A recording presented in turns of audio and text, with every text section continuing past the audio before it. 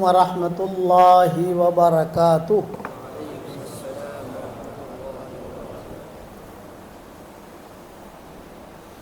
الحمد للہ نحمده ونستعینه ونستغفره ونؤمن به ونتوکل علیہ ونعوذ باللہ من شرور انفسنا ومن سیئات اعمالنا ونعوذ باللہ من شرور انفسنا ومن سیئات اعمالنا ونعوذ باللہ من شرور انفسنا ومن سیئات اعمالنا من يهده الله فلا مضل له ومن يضلله فلا هادي له ونشهد أن لا إله إلا الله وحده لا شريك له ونشهد أن سيدنا ومولانا محمدا عبده ورسوله صلى الله عليه وعلى آله وأصحابه وبارك وسلم تسليما كثيرا كثيرا أما بعد فأعوذ بالله من الشيطان الرجيم بسم الله الرحمن الرحيم يا أيها الذين آمنوا توبوا إلى الله توبة نصوحا عسى ربكم أن يكفر عنكم سيئاتكم ويدخلكم جنات تجري من تحتها الأنهار يوم لا يخزي الله النبي والذين آمنوا معه نورهم يسعى بين أيديهم وبأيمانهم يقولون ربنا أتمم لنا نورنا واغفر لنا إنك على كل شيء قدیر۔ صدق اللہ العظیم۔ قابل احترام بھائیوں، دوستوں اور بزرگوں اور ہماری مائیں، بہنیں، بیٹیاں، بہوئیں، بچیاں، اس دنیا کے اندر تین قسم کے انسان ہیں۔ ہر محکمے میں چلے جاؤ، دینی ادارے میں چلے جاؤ، تبلیغ میں چلے جاؤ، خانقاہ میں چلے جاؤ، تین قسمیں ہیں، چوتھی قسم نہیں ہے۔ ایک قسم ہے طالب کی، جس کے دل کے اندر طلب ہے، یہ ہمیشہ ترقی کرتا رہے گا، کہ جون سی مجلس میں بھی جائے گا کچھ نہ کچھ اللہ تعالیٰ اس کو دے دے گا۔ جیسے ہماری یہ مجلس ہے تو اس میں بھی تین قسم کے جو لوگ سننے والے ہیں وہ تین قسم کے ہیں، مرد ہوں یا عورتیں ہوں۔ نمبر ایک، طالب، جس کے دل کی کھڑکی کھلی ہوئی ہے اور اس میں طلب ہے کہ میں کچھ اللہ رسول کی بات ڈھنگ کی سنوں، تو یہ اس مجلس سے فائدہ اٹھا کر اٹھے گا۔ دوسری قسم ہے قانع کی۔ قانع کا مثال یہ قناعت کرنے والا، ہاں یہ قصہ تو میں نے کئی مرتبہ سنا ہے، یہ حدیث تو میں نے کئی مرتبہ سنی ہے، یہ مضمون تو میں نے کئی مرتبہ اجتماعات میں سنا ہے، اسے کہتے ہیں قانع، قناعت کرنے والا۔ تو یہ نہ اوپر جاتا ہے نہ نیچے آتا ہے، یہ لٹکا اٹکا رہتا ہے۔ اور تیسری قسم ہے ناقد کی، ناقد، تنقید کرنے والا، کرٹیسائز جسے انگلش میں کہتے ہیں۔ بھئی اس جملے کے بجائے ایسا جملہ کہتے تو اچھا تھا، یوں کہنا چاہیے، تنقیدی جن کا مزاج ہوتا ہے، تو یہ ناقد جو ہوتا ہے یہ محروم رہتا ہے۔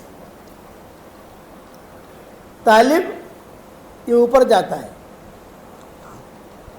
اور قانع یہ لٹکا اٹکا رہتا ہے، اور ناقد کے محروم۔ عرفات کے میدان میں حضور صلی اللہ علیہ وسلم تھے، حضرت ابوبکر تھے، سارے صحابہ تھے، آپ کا یہ حجۃ الوداع تھا، حضور صلی اللہ علیہ وسلم کا آخری حج تھا۔ جب سورج غروب ہو گیا تو بعض لوگ آئے حضور صلی اللہ علیہ وسلم کے پاس، حضرت سورج غروب ہو گیا ہے، چلے مزدلفہ؟ تو حضور اکرم صلی اللہ علیہ وسلم نے فرمایا ابھی مجھے میرے ساتھی کا انتظار ہے، میری اٹھنے کے پیچھے جو بیٹھا ہے مجھے اس کا انتظار ہے، وہ وضو کرنے کے لیے گیا ہوا ہے، وہ آئیں تو بیٹھ جائے تو ساتھ چلتے ہیں۔ ان کے آنے میں دیر لگی تو یہ لوگ پھر آئے اور پھر آ کر حضرت سورج تو غروب ہو گیا، ہم چلے مزدلفہ؟ آپ نے فرمایا لی ردیف، ردیف کہتے ہیں اٹھنے کے پیچھے بیٹھنے والے کو، بھئی میرا ایک ساتھی ہے پورے حج میں میرے ساتھ رہا ہے اور پیچھے میں اس کا انتظار کر رہا ہوں۔ اتنے میں وہ صحابی آئے اور وہ تھے کون؟ حضرت اسامہ۔ حضرت اسامہ یہ کوئی قبول صورت نہیں تھی کہ بہت زیادہ قبول صورت ہو، بہت زیادہ ہینڈسم ہو، بہت زیادہ، سیدھے سادے صحابی تھے اور حبشی نسل تھے۔ تو یہ جو کہہ رہے تھے نا حضور صلی اللہ علیہ وسلم کو کہ حضرت چلیں مزدلفہ، ان کی زبان سے نکلا کہ او ہو اتنا بڑا اللہ کا نبی اور یہ لونڈے کی وجہ سے انتظار کرتا رہا، اتنا جملہ کہا۔ صدیق اکبر بیٹھے ہوئے تھے وہاں، تو صدیق اکبر نے کہا کہ ان لوگوں کو دیکھو، یہ تنقید کرنے والوں کو پہچان لو۔ صحابہ نے ان کے فوٹو کھینچ لیے، فوٹو کھینچنے کا اس زمانے میں فوٹو آنکھوں کے ذریعے سے فوٹو کھینچتے تھے، اپنے کیمرے میں لے لیے کہ ہاں یہ تھا یہ تھا یہ تھا یہ تھا۔ اور پھر صدیق اکبر نے ایک جملہ یہ بھی کہا کہ یہ لوگ فتنے میں مبتلا ہوں گے۔ بس اب قافلہ شروع ہو گیا مزدلفہ کی طرف۔ حضور صلی اللہ علیہ وسلم مدینہ منورہ پہنچے، آپ صلی اللہ علیہ وسلم کی پھر طبیعت خراب ہوئی، جو بھی حالات آئے، حضور صلی اللہ علیہ وسلم کا وصال ہو گیا۔ تو جب حضور صلی اللہ علیہ وسلم کا وصال ہوا تو کچھ قومیں، کچھ خاندان مرتد ہو گئے تھے، ان کی خبریں مدینہ منورہ آئی کہ فلاں قبیلے والے مرتد ہو گئے، فلاں قبیلے والے مرتد ہو گئے۔ تو سب سے پہلے جس قبیلے کی مرتد ہونے کی خبر پہنچی یہ وہی قبیلہ تھا جس نے عرفات میں حضرت اسامہ پر تنقید کی تھی۔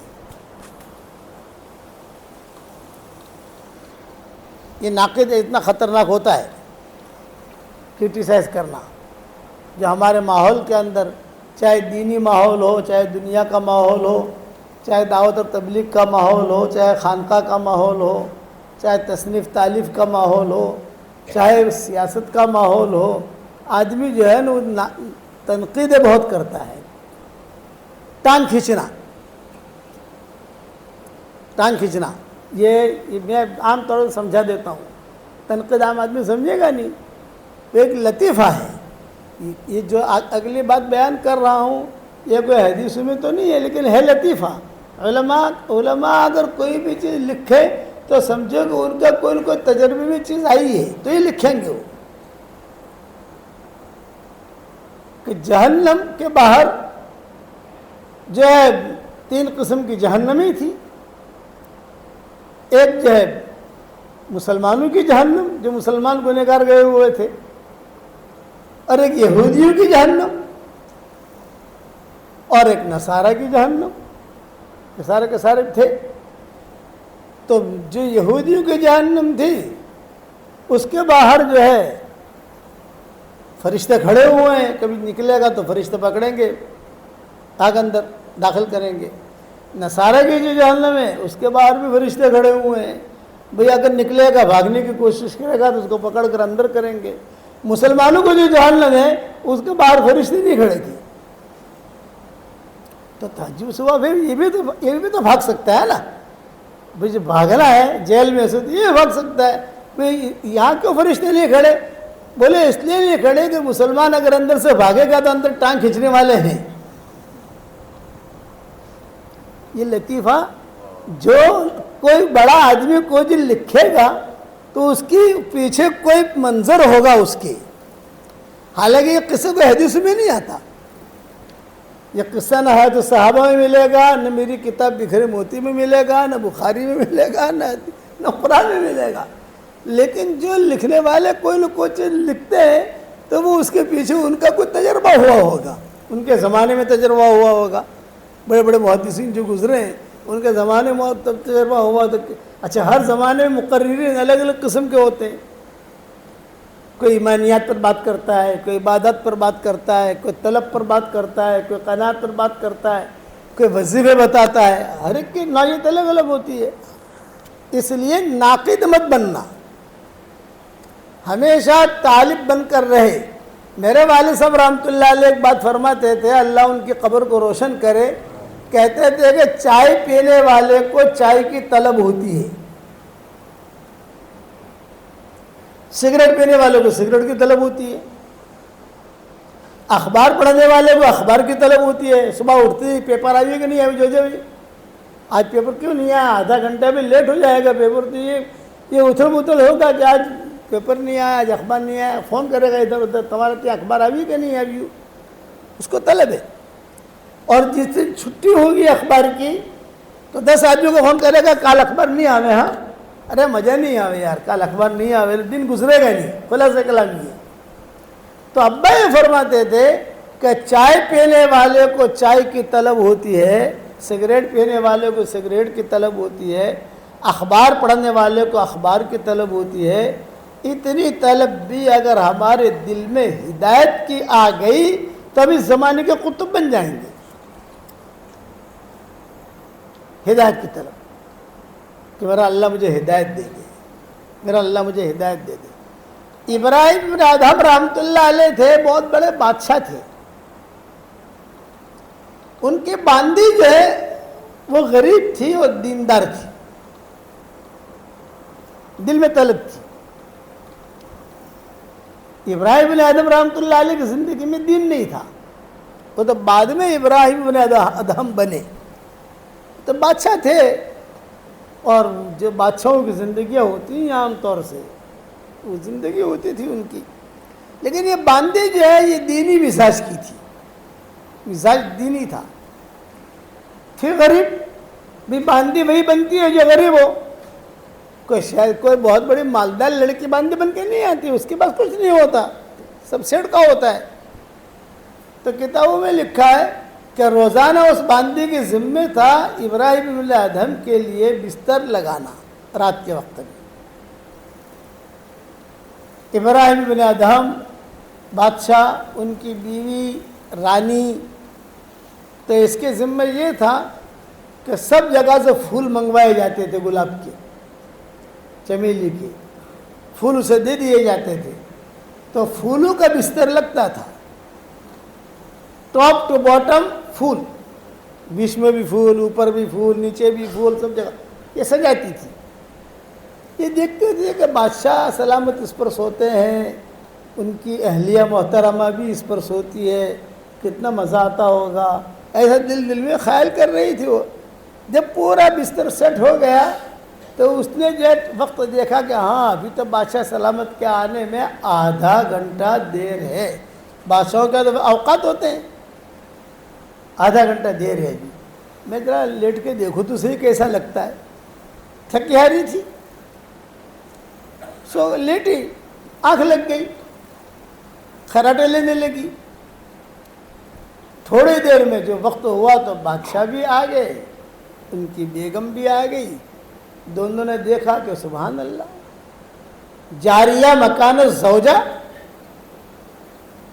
جاریہ کہتے باندی کو، زوجہ کہتے ہیں بیوی کو، کہ جاریہ مکان زوجہ، ارے باندی بیوی کی جگہ پہ لیٹی ہے۔ غصہ آیا، لکڑی لی اور لکڑی لے کر 5 لکڑیاں ماری اس کو،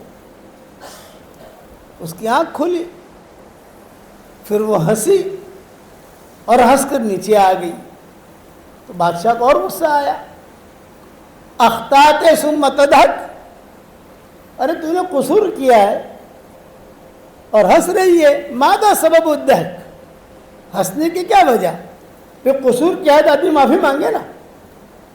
شرمندہ ہو تو نے قصور کیا اور تو اب ہنس رہی ہے, کیوں ہنس رہی ہے؟ تو اس نے بھولے پن میں جواب دیا. طالبہ تھی وہ, دل میں طلب تھی, اور بادشاہ سلامت جو ہے ان کے دل میں بھی طلب تھی, یہ بھی خیر ڈھونڈ رہے تھے. علماء نے لکھا ہے کہ اگر آدمی کے دل میں طلب ہوگی تو خیر سلام کر کے اس کے پاس آئے گی, ہدایت سلام کر کے آئے گی, میں آ گئی ہوں. اور اگر دل کی کھڑکی بند ہے تو مسجد میں آ کر بھی محروم, حرم میں بھی محروم, چلے میں نکل کر بھی محروم. چلا دے گا خالیات جائے گا, خالی کا بس آ جائے گا. کھڑکی بند ہے, اور کھڑکی کھلی ہوئی تو 3 دن میں ولی بن کے آ جائے گا.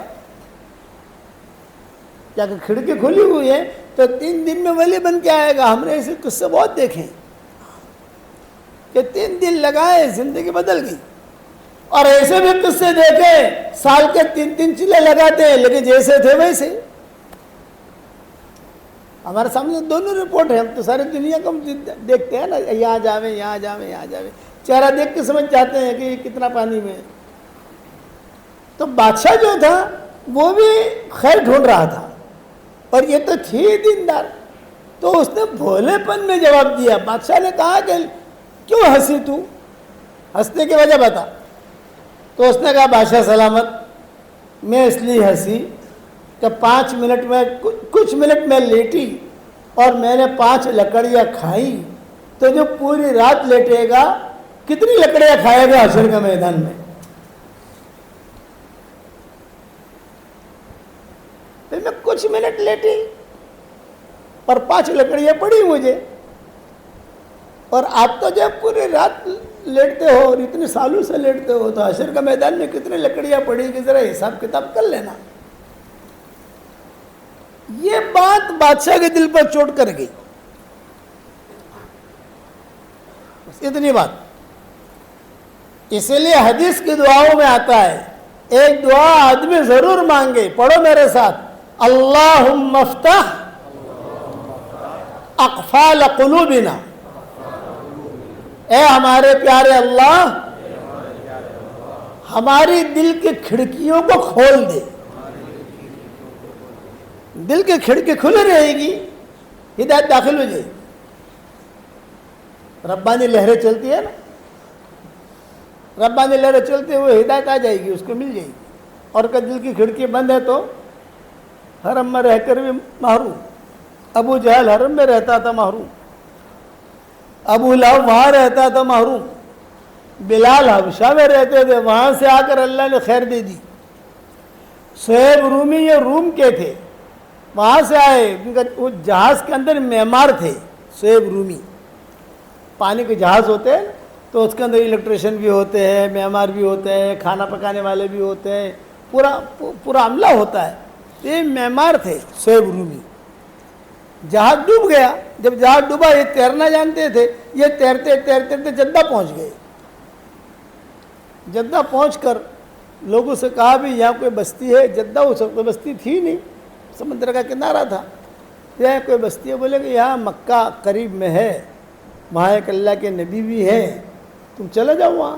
تو صہیب رومی کہتے تھے میں تھکا ہارا پہاڑوں پر چڑھتا ہوا, وادیوں سے پیدل چلتا ہوا, وہاں کی گرمی, وہاں کے پتھر, مکہ مکرمہ پہنچا اور میں نے حضور صلی اللہ علیہ وسلم کو دیکھا. بس دیکھتے ہی میرے دل میں ہدایت آ گئی. رضی اللہ تعالیٰ عنہ بن گئے. اور یہاں قریبی رشتہ دار ہیں ابو جہل, ابو لہب, قریبی رشتہ دار. قریبی مت کو اقرب ترین رشتہ دار ابو طالب.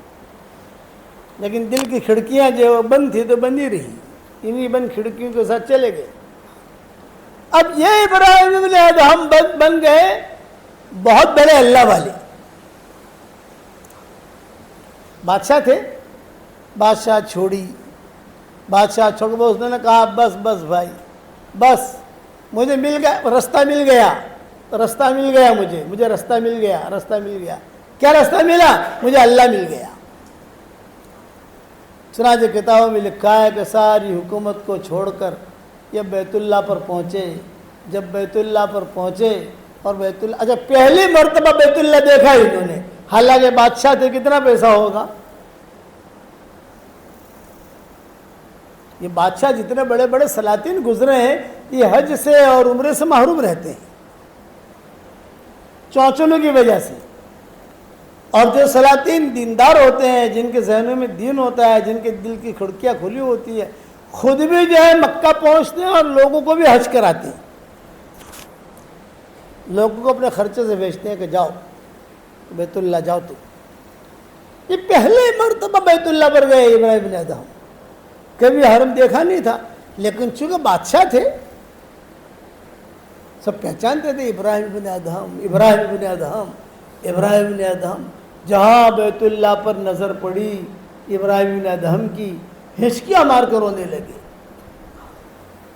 اللہ مل گیا، یاد رکھنا، طالب کو اللہ ملتا ہے، قانے کو نہیں ملتا، اور ناقد کو بھی نہیں ملتا۔ جو طالب ہوتا ہے اس کو اللہ اس کا ہاتھ پکڑ لیتا ہے اور لے کے چلتا ہے۔ چنانچہ کتابوں میں لکھا ہے جہاں بیت اللہ پر پہنچے، بیت اللہ پر پہنچتے ہی جب بیت اللہ پر نظر پڑی تو انہوں نے بڑے درد بھرے اشعار پڑھے، بڑے درد بھرے اشعار، اور روتے روتے اشعار پڑھے۔ الہی عبدک العاصی عطاکا، الہی عبدک العاصی عطاکا، مقرم بالذنوب وقد دعاکا، الہی عبدک العاصی عطاکا، مقرم بالذنوب وقد دعاکا۔ اے میرے پیارے اللہ، تیرا گنہگار بندہ تیرے دربار میں آیا ہے اور اپنے گناہوں کا اقرار کرتے ہوئے آیا ہے۔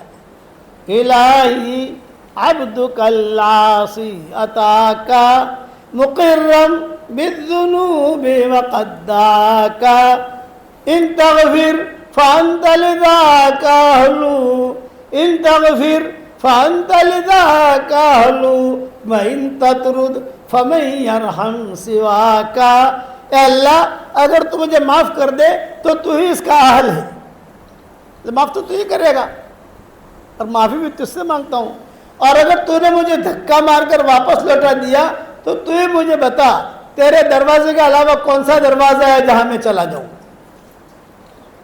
یہ الہی عبدک العاصی عطاکا، مقرم بالذنوب وقد دعاکا، ان تغفر فانت لذاک اہل، وان تطرد فمن یرحم سواکا۔ تیرے علاوہ کون ہے؟ یہ کہتے ہوئے بے ہوش ہو کر گر گئے ابراہیم بن ادہم۔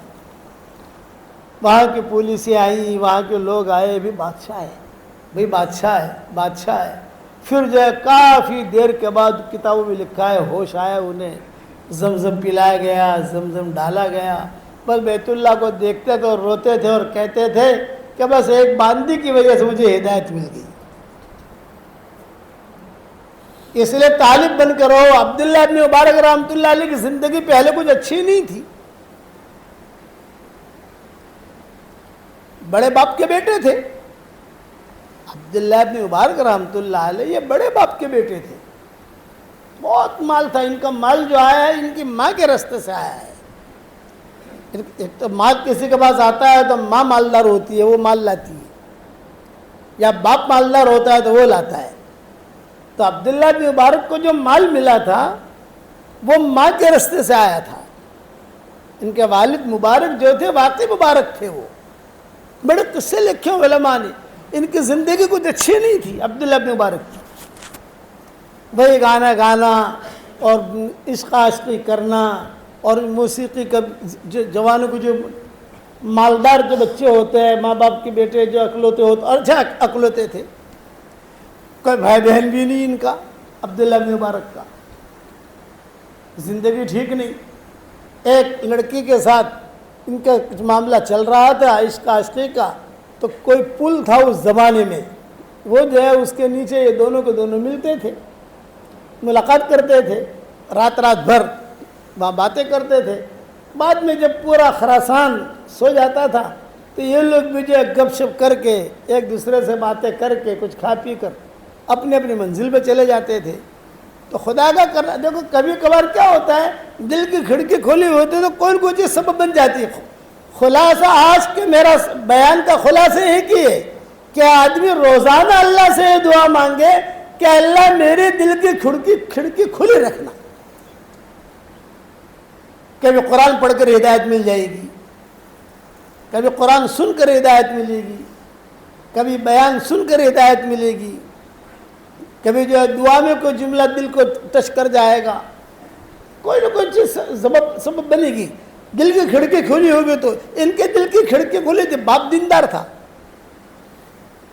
عبداللہ ابن مبارک کے والد جو تھے مبارک کے بہت دیندار تھے، ماں بھی دیندار تھی، لیکن یہ غلط راستے پر پڑ گئے تھے۔ تو سوچتے تھے کہ میرا باپ نماز پڑھتا ہے، میری ماں نماز پڑھتی ہے، میرے گھر کے اندر ایک دینی ماحول ہے، پڑھنا پڑھانا ہے، لوگ آتے ہیں، یہ خیر خیرات، ان کے والد خیر خیرات بھی بہت کرتے تھے، تو ان کی ماں بھی خیر خیرات بہت کرتی تھی۔ میں غلط زندگی میں پڑ گیا، صحبت غلط مل گئی۔ ایک مرتبہ رات میں ہدایت سمجھا رہا ہوں، دل کی کھڑکی کھلی ہوگی تو آپ گمراہی کے دلدل میں ہوں گے تو بھی اللہ آپ کو ہدایت دے دے گا، اور دل کی کھڑکی اگر بند ہوگی تو کعبے میں ہوگے تو ہی محروم رہو گے۔ کتنا جملہ یاد رکھنا۔ میرے والد صاحب رحمۃ اللہ علیہ فرماتے تھے دل کی کھڑکی کھلی ہوگی تو 3 دن میں بھی ولی بن جائے گا، یہ ابا فرماتے تھے۔ اور جو بوڑھے ہیں انہوں نے ہمارے ابا کو دیکھا بھی ہوگا، بیانات بھی سنے ہوں گے، جو ہمارے ساتھی بوڑھے ہیں۔ جو نوجوان پارٹی ہے 1965 کی پیدائش، یا اس کے ان لوگوں نے ابا کے بیانات وغیرہ نہیں سنے، لیکن پہلے جو بوڑھے ہیں یہاں جو ابا آتے تھے محنت کرتے تھے وہ بھی دیکھا ہوگا، جماعت لے کر بھی آتے تھے۔ قاضی عبدالوہاب صاحب رحمۃ اللہ علیہ، ہمارے والد صاحب رحمۃ اللہ علیہ، یوسف بھائی پالم پوری ٹیکسی ڈرائیور کہتے تھے، وہ بھی جماعت لے کر آتے تھے، وہ دور دیکھا ہوگا۔ تو ابا رحمۃ اللہ علیہ فرماتے تھے کہ 3 دن بھی اگر تم چلو گے اور دل کی کھڑکی کھلی ہوئی ہے اللہ تمہیں محروم نہیں کرے گا، دے دے گا۔ اور اگر تم نے 3 چلے لگائے لیکن وہ غفلت والا دل ہے تو آپ کو ہدایت نہیں ملے گی، خالی ہاتھ جائے گا، خالی ہاتھ واپس آئے گا۔ اس پر ابا اپنے قصے سناتے تھے، میں یہ علماء نے جو قصے لکھے ہیں وہ سنا رہا ہوں۔ تو یہ عبداللہ ابن مبارک رحمۃ اللہ علیہ کی اس لڑکی کے ساتھ بات چیت طے ہو گئی، کتابوں میں لکھا ہے کہ عبداللہ ابن مبارک پہنچ گئے اور یہ لڑکی اتفاق سے پہنچ نہیں سکی۔ اور کیوں پہنچ نہیں سکی؟ آندھی بہت آئی، سردی، پالا پڑنے لگا، برف گرنے لگی۔ وہاں خراسان میں، ایران میں، وہاں برف باری بہت ہوتی ہے، ہوائیں بہت چلتی ہے، تیز ہوائیں چلتی ہیں، آندھیاں تیز چلتی ہے، آسمان جو ہے کالا کالا ہو جاتا ہے، خاص طور سے خراسان کے اندر۔ تو یہ وہ لڑکی آئی نہیں۔ تو کتابوں میں لکھا ہے جب وہ لڑکی نہیں آئی یہ کھڑے ہوئے تھے عبداللہ مبارک انتظار میں کھڑے، مجھے پانی نہیں پینا، میں مانگوں گا، آپ خالی دھیان سے سنو، پانی پینا ہوگا تو میں مہمان نہیں ہوں بھائی، میزبان جیسا ہوں، مانگ لوں گا جو چاہیے ہو۔ آپ بات دھیان سے سنو، 1 گھنٹے کی بات پوری توجہ سے سنو تو دل کی کھڑکی کھلے لے کے جاؤ گے، ورنہ کھڑکی کھل کے وہی بند رہے گی۔ یہ مضمون عام طور سے آپ کو سننے نہیں ملیں گے، یہ کئی مطالعوں کے بعد، کئی محنتوں کے بعد یہ مضمون عرض کرتا ہوں میں، کہ غور سے سنو۔ عبداللہ بن مبارک رحمۃ اللہ علیہ انتظار کر رہے تھے، اب آوے تب آوے اب آوے، لیکن وہ تو آئی نہیں۔ تھوڑی دیر میں اذانیں شروع ہو گئی فجر کی۔ اب فجر کی اذانیں شروع ہوئی، سردی کی راتیں لمبی ہوتی ہیں۔ عبداللہ بن مبارک کے دل میں ایک زوردار دھماکہ ہوا، ارے سردی کی رات تو نے ایک لڑکے کے انتظار میں کھو دی. اور یہ مؤذن نے کہہ دیا اللہ اکبر اللہ اکبر, حی علی الصلاح حی علی الصلاح. ایک ندامت کا آنسو نکلا, ایک. اور انہوں نے کہا بس اللہ پاک آ گیا, تو نے مجھے بلایا, میں آ گیا میں آ گیا میں آ گیا. یہ کہتے کہتے قریب میں جو مسجد تھی اس میں داخل ہو گئے. یہ ان کی زندگی کی پہلی فجر تھی جوانی کی. امام کی فجر کی نماز پڑھی. امام صاحب جو ہے انہوں نے قرآن کی آیتیں پڑھی. اب وہ قرآن کی آیتیں پڑھی تو وہ قرآن بعض مرتبہ آدمی قرآن ایسا اچھا پڑھتا ہے کہ وہ سمجھ میں کچھ بھی نہ آئے پھر بھی دل میں اترتا ہے. سمجھ میں نہیں آتا کیا پڑھ رہا ہے لیکن پھر بھی دل میں اترتا ہے. عبداللہ ابن مبارک رحمۃ اللہ علیہ جو ہے وہ بہت متاثر ہوئے اور انہوں نے توبہ کی. اور توبہ کر کے اس لڑکی کو کہہ دیا کہ بھیا تیرا میرا کوئی تعلق نہیں, میں تو دوسرے راستے پر جا رہا ہوں. چنانچہ یہی عبداللہ ابن مبارک نے علم والا راستہ اختیار کیا, زہد والا راستہ اختیار کیا, تقوی والا راستہ اختیار کیا. عبداللہ ابن مبارک نے بن گئے عبداللہ ابن مبارک. کون؟ امام بخاری کے استاذ.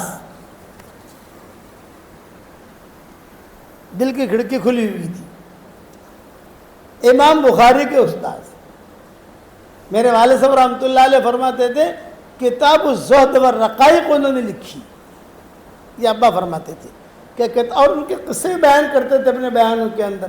کہتے تھے کہ اتنا بڑا آدمی بنا حالانکہ تھا خراب, لیکن اگر معمولی سے بھی طلب ہوگی تو اللہ اسے محروم نہیں کرتا. اور ناقد ہمیشہ محروم رہتا ہے. ناقد کی مثال دیتے تھے ہمارے والد صاحب رحمۃ اللہ علیہ. بولے یونس یہ جو تنقید کرتے ہیں ان کی مثال دوں؟ میں نے کہا ابا دو. چلو نہیں دینی, یہ کہتے تھے نہیں دینی, ذرا مثال بدی مثال ہے چھوڑو. بیان, یہ بیان میں بات نہیں ہو رہی ہے, یہ تنہائی میں بات ہو رہی ہے. آپ ناقد جو ہوتا ہے جو کرٹیسائز کرنے والا ہوتا ہے اور نہ تنقید کرنے والا ہو تو اس کی مثال دوں؟ میں نے کہا ابا دو. تھوڑی دیر کے بعد کہا چلو نہیں دیں گے بعد میں دیکھیں گے. بات آئی گئی کرتے, لیکن میں پیچھے پڑتا تھا, میں ان کے پیچھے پڑتا تھا. نہیں ابا بتاؤ نا کیا مثال ہے اس کی. بولے اس کی مثال ایسی ہے, یہاں دہلی کے اندر بہت بڑا باغ ہے پھولوں کا. وہاں دہلی میں ہمارے یہاں ایک بہت بڑا باغ ہے صرف فروری میں کھلتا ہے. فروری میں, بس سال میں ایک مہینہ فروری میں کھلتا ہے. اس میں قسم قسم کے پھول ہوتے ہیں, دنیا بھر سے لوگ دیکھنے آتے ہیں.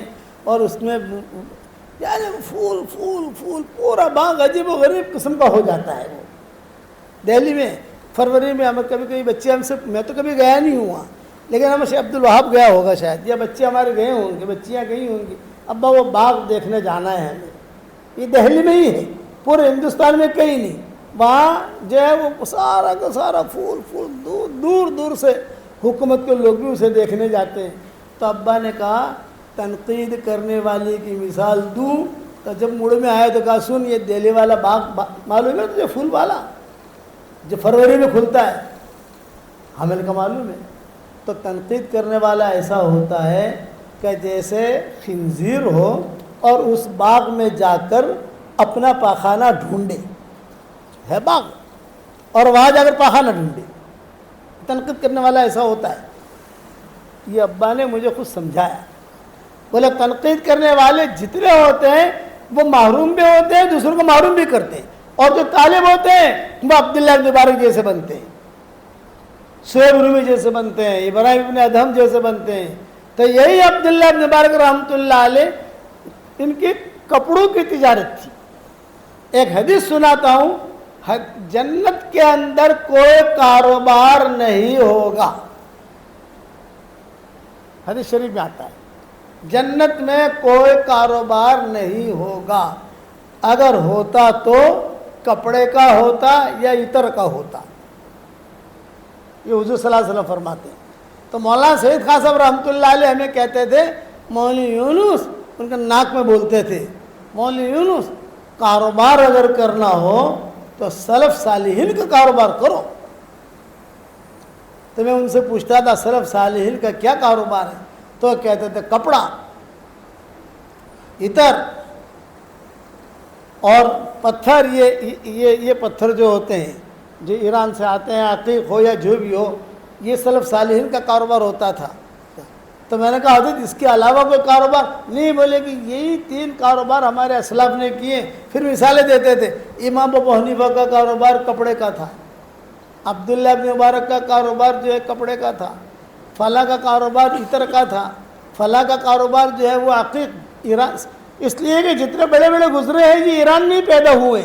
یہ ترمیز، بخارا، تاشقند، سمرقند، یہ ساری لائنیں ملی ہوئی ہیں. میرے سفر ہوئے وہاں، میں تو سب پٹری جانتا ہوں نا. جیسے اب میں جاننے لگا ویارا کہاں ہے، باڈولی کہاں ہے، پھر یہ تمہارا کیا نام اس کا، والوڑ، یہ والوڑ کہاں ہے. اب نقشہ پتہ چلا نا، سورت یہاں ہے، بھڑوچ یہاں، یہ یہاں، یہ یہاں، یہ یہاں.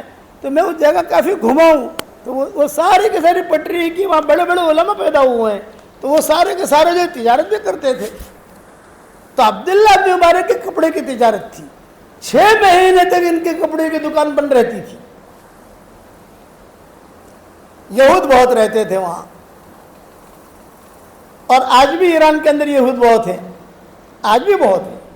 باقاعدہ سپورٹ کیا جاتا ہے وہاں ان کا. بہت کالونیاں بنی ہوئی ہیں ان کی، اور اس زمانے میں بھی تھے. تو عبداللہ ابن مبارک رحمۃ اللہ علیہ کے کپڑے کی دکان بند ہوتی تھی. یہودیوں کی باندیا اور غلام بند دکان کے سامنے لائن لگا کے کھڑے رہتے تھے. تو لوگ پوچھتے تھے یہ کیوں کھڑے ہو؟ کہ کپڑا خریدنا ہے. ارے یہ تو 5 مہینے میں بھی نہیں آئے گا، یہ پتہ نہیں کھولے کب کھولے گا. موڑ میں آئے گا تو کھولے گا، موڑ میں نہیں آئے گا تو نہیں کھولے گا. تو بولے نہیں، ہمیں ہمارے سیٹھوں نے کہا ہے کپڑا اسی کی دکان سے خریدنا. بھئی کیونکہ سستا دیتا ہے؟ نہیں، مہنگا دیتا ہے. مارکیٹ میں جو بھاؤ ہے اس سے زیادہ اس کا ریٹ ہے، مارکیٹ کے بھاؤ سے زیادہ ریٹ. اور ملے گا کب کپڑا وہ بھی ٹھکانا نہیں.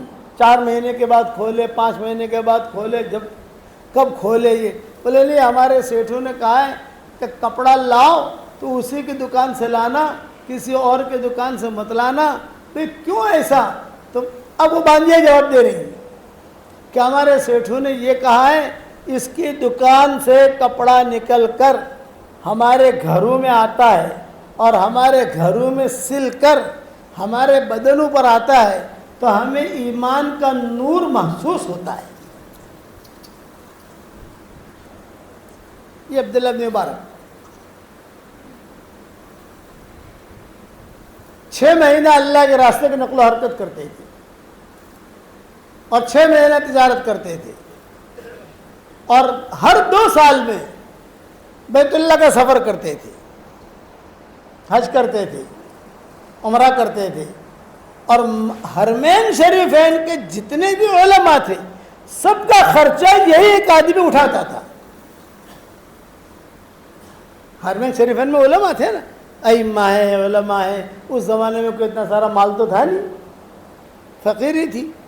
ہمیشہ یاد رکھنا، مال جب آتا ہے نا، مال یہ فتنہ لے کر آتا ہے.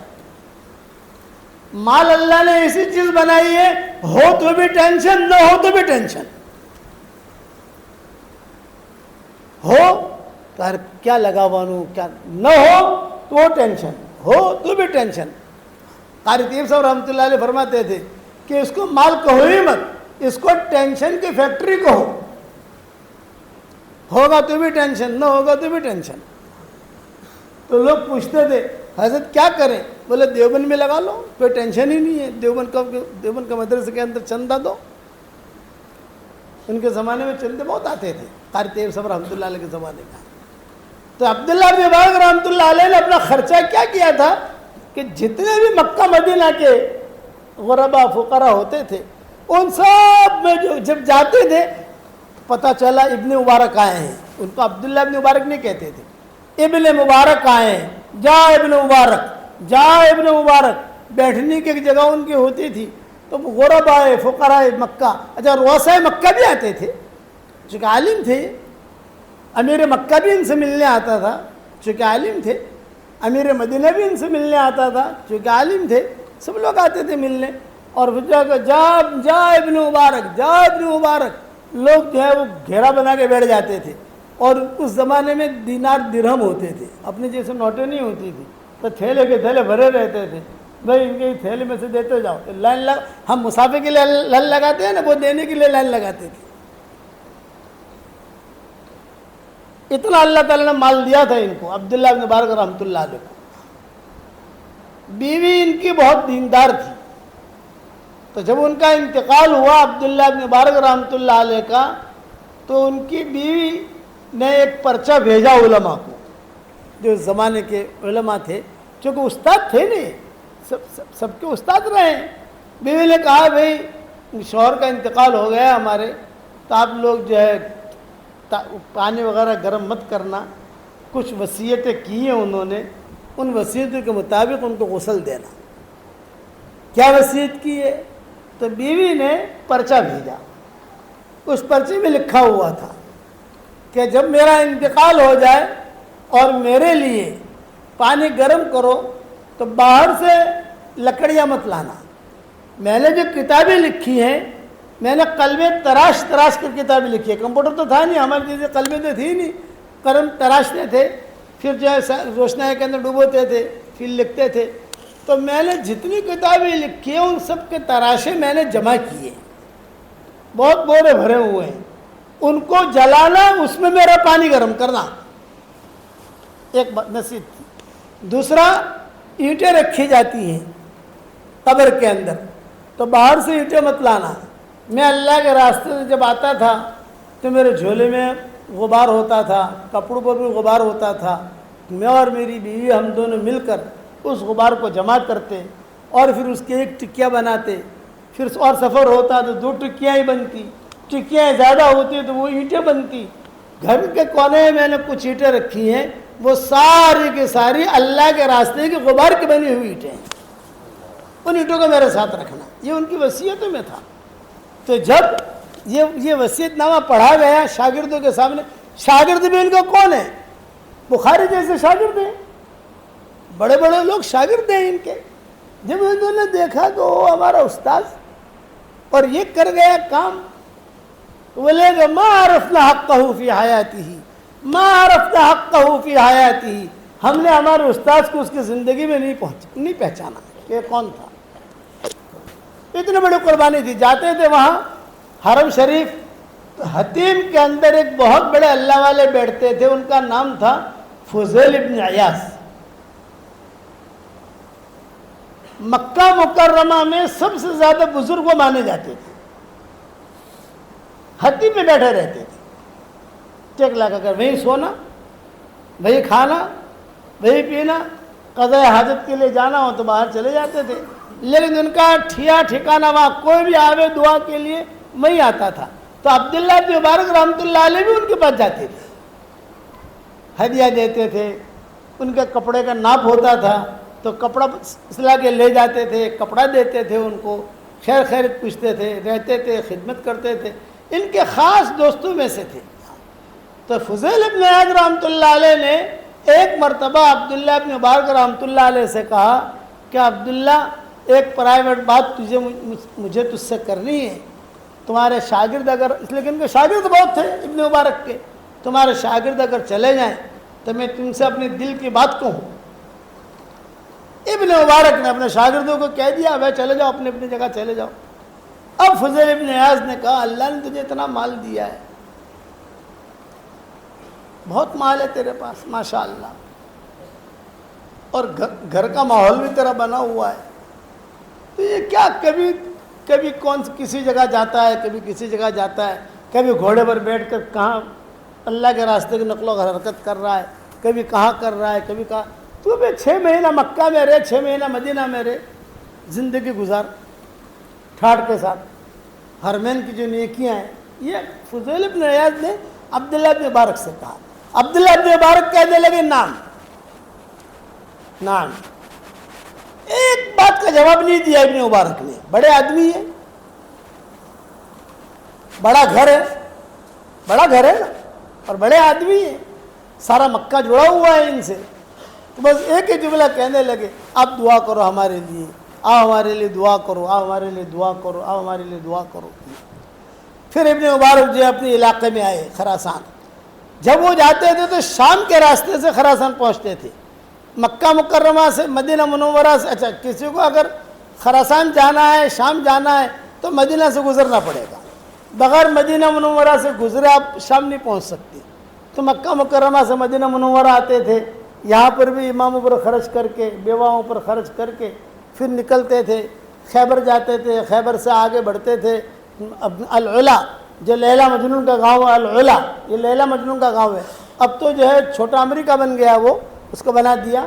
پھر اس کے بعد مدائن صالح آتا ہے، مدائن صالح جاتے تھے، صالح علیہ السلام کی اٹھنے کا جو قصہ ہوا تھا، پھر قوم عاد کا قصہ ہوا تو اس کے آگے وہ ہے، اس کے بعد تبوک ہے، اس کے بعد یہ جارڈن آ گیا، جارڈن کے بعد پھر یہ شام آ گیا، شام کے بعد جو ہے ترکی آ گیا، ترکی کے بعد داہنی طرف جاؤ تو یورپ آ گیا، بائیں طرف جاؤ تو یہ ایران اور خراسان اور افغانستان یہ آ گیا، چونکہ ہم گھومے وہاں چلے اس لیے سارے رخ بھی معلوم ہے۔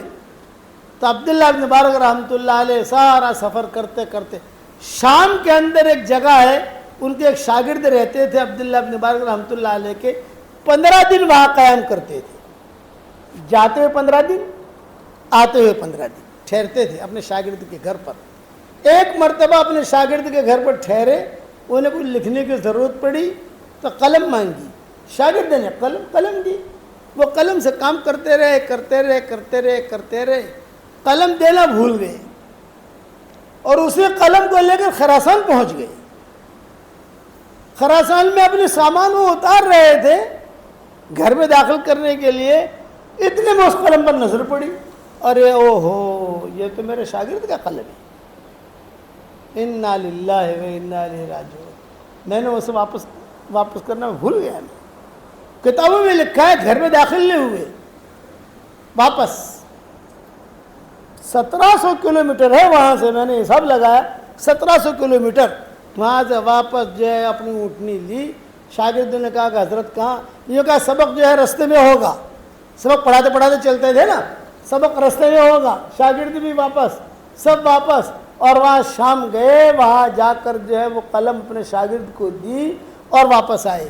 شاگرد نے کہا کہ حضرت آپ نے اتنی تکلیف کی وہاں سے، یہ میں تو آپ کا بیٹا ہوں، ارے قلم اگر آپ کے پاس نہیں بھی نہیں، پتہ نہیں اس قلم کے بدلے میں کتنی مقبول نمازیں مجھے دینی پڑتی وہاں،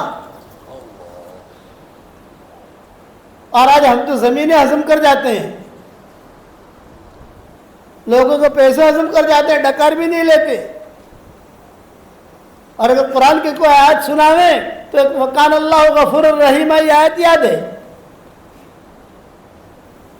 نبّئ عبادی انی انا الغفور الرحیم، یہ یاد ہے۔ تو میں نے کہا اگلی آیت بھی دیکھ، سن بھائی، وَأَنَّ عَذَابِي هُوَ الْعَذَابُ الْأَلِيمُ، یہ بھی تو دیکھ، یہ ابن مبارک تھے، اتنا تقویٰ تھا ان کا کہ وہ قلم دینے کے لیے خراسان سے واپس گئے۔ وہاں وہ علاقہ وہاں کا کشمیر شمار ہوتا ہے جہاں ان کا شاگرد رہتا تھا، ٹھنڈا علاقہ ہے اور وہاں زیتون بہت ہوتے ہیں، وہاں سے بیت المقدس بھی قریب ہے، وہاں پر بھی چلے جاتے تھے، 2 رکعت وہاں بھی پڑھ لیتے تھے عبداللہ بن مبارک رحمۃ اللہ علیہ، اور یہ سفر کرتے تھے، وہاں ٹھہرتے تھے اپنے شاگرد کے یہاں۔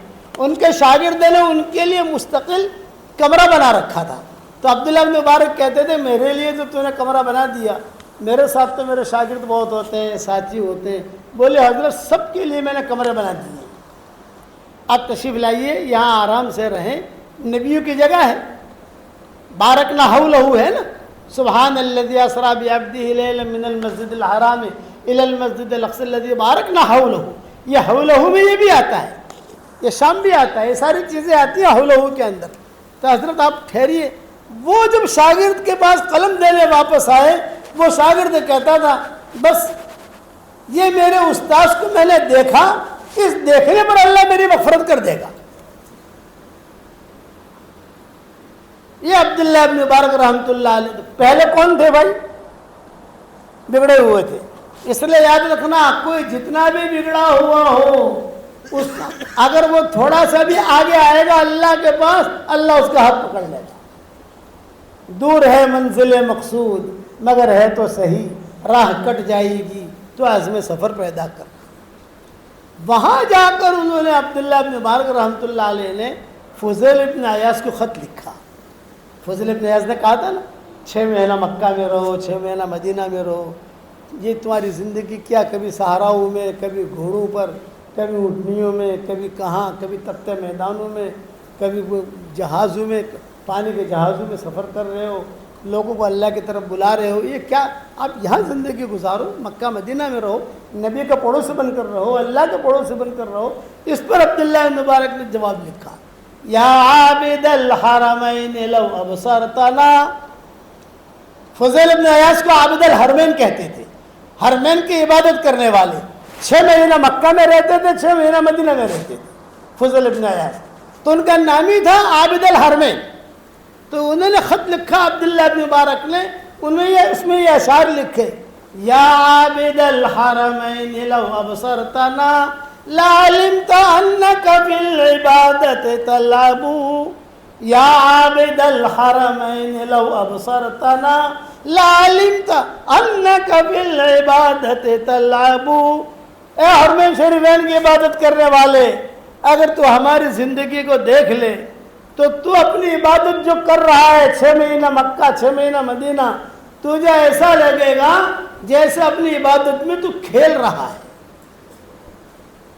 یہ عبداللہ بن مبارک نے لکھا، یا عابد الحرمین لو ابصرتنا لعلمت انک فی العبادت تلعب. او کان یخضب خده بدموعه، او کان یخضب خده بدموعه فنحورنا بدمائنا تتخضب. کہ عابد جو ہوتا ہے اللہ کے سامنے روتا بہت ہے، گر گڑاتا ہے، تو کہتے ہیں تیرے رخسار اوپر تو تیرے آنسو گرتے ہیں، ہم اللہ کے راستے کی نقل و حرکت کرتے ہیں، کبھی کوئی کانٹا چبھ گیا، کبھی کوئی تیر لگ گیا، تو تیرے تو رخسارے تیرے آنسو سے تر ہوتے ہیں اور ہمارے حلقوم ہمارے خون سے تر ہوتے ہیں. تو بتا تیرے آنسو اچھے ہیں یا ہمارا خون اچھا ہے؟ اوکان یخضب خده بدموعه فنحورنا بدمائنا تتخضب. اور آگے کی چیز لکھی، ریح العبیر لکم ونحن عبیرنا، ریح العبیر لکم ونحن عبیرنا، رہج السنابک والغبار الاطیب. فضیل ابن عیاض، مشک کی خوشبو آپ کو مبارک، عود آپ کو مبارک، اور عنبر آپ کو مبارک، گلاب آپ کو مبارک. آدمی تہجد پڑھتا ہے گلاب لگا کے، خس لگا کے، عنبر لگا کے، عود لگا کے، بہترین خوشبوئیں لگا کے، خوشبوئیں لگاتا ہے، پھر عبادت کرتا ہے.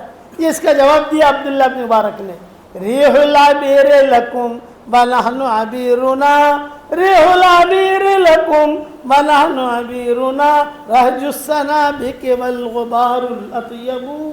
تمہارا مشک عنبر تمہیں مبارک، ہمارا مشک اور ہمارا عنبر یہ ہے، اللہ کے راستے کا گرد و غبار ہمارے بدنوں پر آتا ہے اور ہمارے جھولے میں آتا ہے، یہی ہمارا مشک بن جاتا ہے، یہی ہمارا عنبر بن جاتا ہے. اس پر میں نے نصیحت کی تھی کہ جب میرا انتقال ہو جائے تو ان غباروں کی اینٹیں بنانا. بنائی گئی اور وہی اینٹوں کو رکھا گیا. بعد میں ایک حدیث لکھوائی انہوں نے کہ میں نے سنا ہے اور حدیث بیان کی، میں نے فلاں سے سنا، اس نے فلاں سے سنا، اس نے فلاں سے سنا، اس نے فلاں سے سنا، اس نے فلاں سے سنا. لا یجتمع علی عبد غبار فی سبیل اللہ ودخان جہنم، کہ کسی بندے کے اوپر اللہ کے راستے کا غبار اور جہنم کا دھواں ایک ساتھ جمع نہیں ہو سکتا. یہ اللہ کے راستے کا غبار ہے. فضیل ابن عیاض کو جب یہ خط پہنچا، یہ حتیم میں تھے، خط پڑھتے پہلے تو لیٹے ہوئے تھے، خط پڑھنے لگے، آدھا خط پڑھنے کے بعد بیٹھ گئے. آخر جو جملہ یہ لکھا عبداللہ ابن مبارک نے، لمبے اشعار ہے جو مجھے بھی یاد نہیں ہے، کئی دنوں سے بیان بھی نہیں کیا میں نے، تو ایک ابا ہمارے والد صاحب رحمۃ اللہ علیہ خود پڑھا کرتے تھے اس کو. جب آخر جملہ پڑھا انہوں نے لکھا، ریح العبیر لکم ونحن عبیرنا، راج السنابک والغبار الاطیب. یہ کھڑے ہو فضیل ابن عیاض اور بیت اللہ کا پردہ پکڑا، اور بیت اللہ کا پردہ پکڑ کر کہا، اے عبداللہ ابن مبارک، میں نے تجھے نہیں پہچانا، میری مثال تیرنے والے کی ہے، اور تیری مثال کشتی والے کی ہے، تیرنے والا اپنی حفاظت کرتا ہے اور کشتی والا اپنی بھی کرتا ہے، دوسروں کی بھی کرتا ہے۔ اس طرح صرف تیرنے والے نہیں بننا، ہمیں خود بھی دین پر چلنا ہے، دوسروں کو بھی لانا ہے۔ یہ ابا کہتے تھے بانجھ بن کر مت مرنا، یہ ابا کہتے تھے کہ بانجھ بن کر مت مرنا۔ تو میں پوچھتا تھا ابا بانجھ بن کر مطلب آدمی اکیلا کام کرے مر جائے، تو بانجھ بن کے مرا۔ ہم اکیلے جنت میں نہیں جانا، ہم کو ہم جنت میں جائیں ہمارے پیچھے بہت بڑا مجمع ہو، یہ ابا کہتے تھے۔ بلکہ ہم تو جہنم میں جا کر بھی گشت کریں گے، ابا یہ کہتے تھے۔ پھر حدیث بیان کرتے تھے کہ جو حشر کے میدان میں پل صراط کے اوپر سے گزر ہوگا تو جو گنہگار ہوں گے وہ تو کٹ کٹ کے گر جائیں گے، اور جو دیندار ہوں گے وہ گریں گے نہیں، لیکن نیچے سے دیکھتے دیکھتے چلیں گے تو نیچے ان کے دوست پکار کر کہیں گے ارے مولوی صاحب، ارے حاجی صاحب، ہم تو جہنم میں آ گئے، کچھ ہمارا بھی دیکھو۔ کھڑے رہیں گے تو ٹریفک ساری جام، پیچھے سے جو لوگ آتے تھے بند، تو جہنم کہے گی جز یا مؤمن فإن نور ایمانک یطفئنی، اے مومن جلنے سے گزر، تیرا ایمان کا نور مجھے ٹھنڈا کر رہا ہے، یہ جہنم کہے گی۔ پھر ابا کہتے تھے کہ آگے جائیں گے، فرشتے کہیں گے تمہاری جنت، تو یہ کیا کہیں گے؟ ہمیں جنت میں نہیں جانا بھئی، تمہاری جنت، تمہاری ٹکٹ، جنت میں چلے جاؤ بھئی، ہمیں جنت میں نہیں جانا۔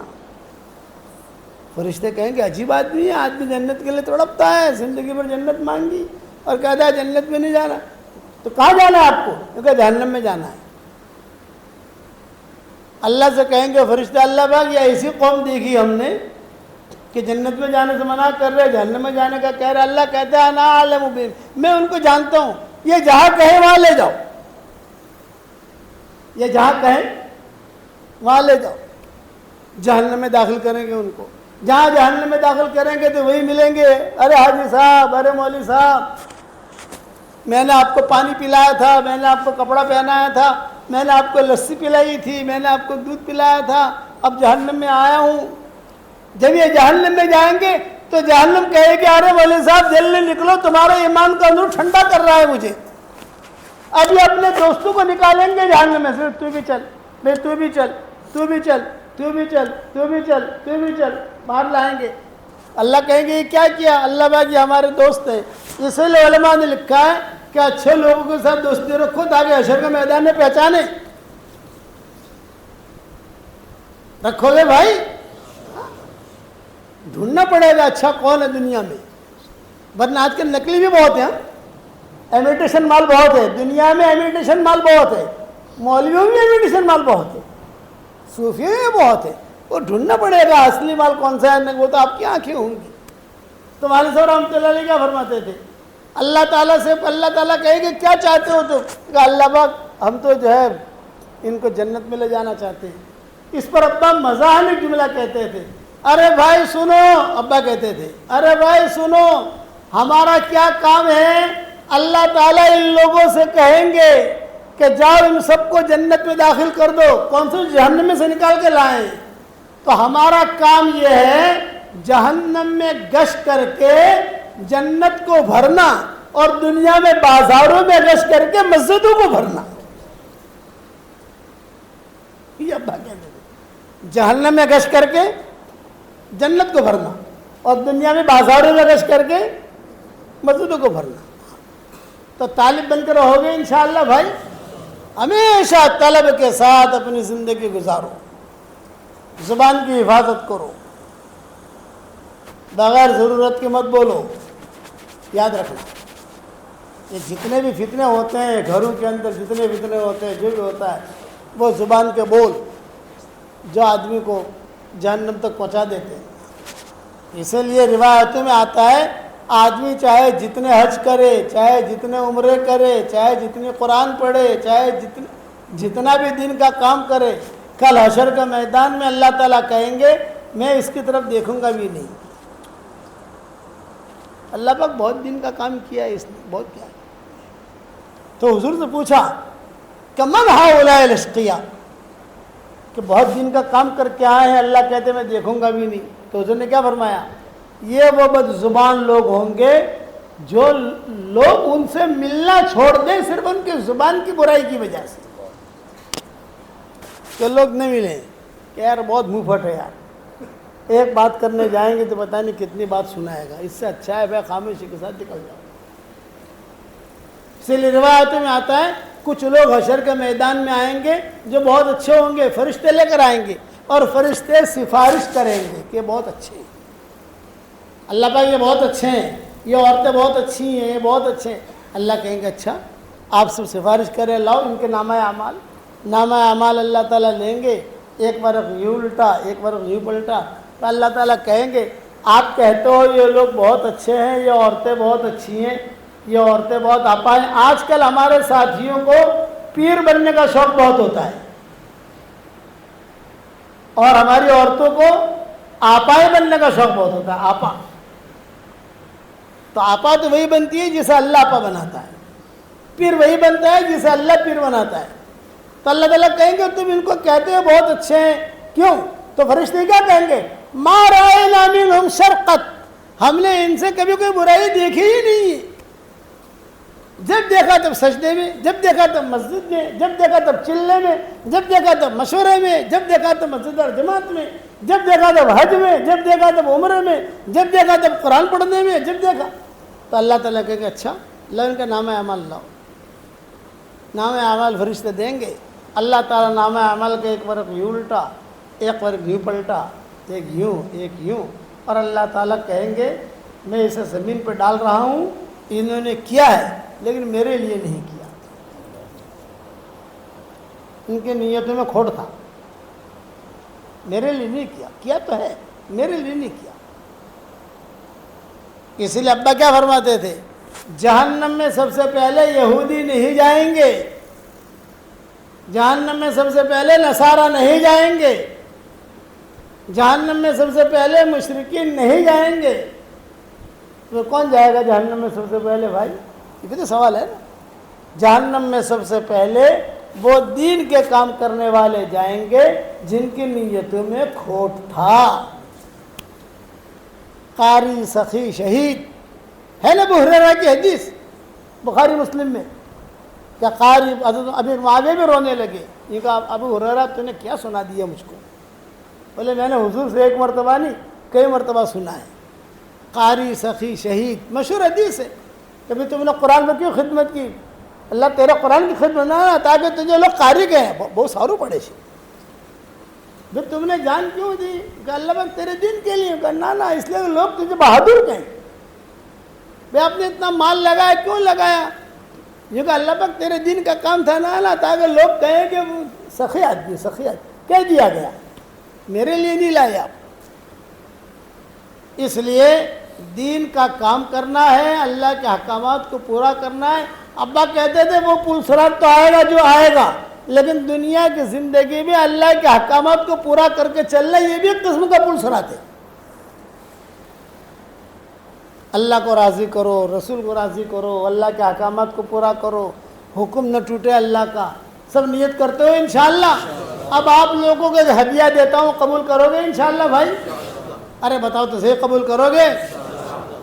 10 مرتبہ سورہ اخلاص پڑھو تو جنت میں ایک محل تیار ہو جاتا ہے فوراً۔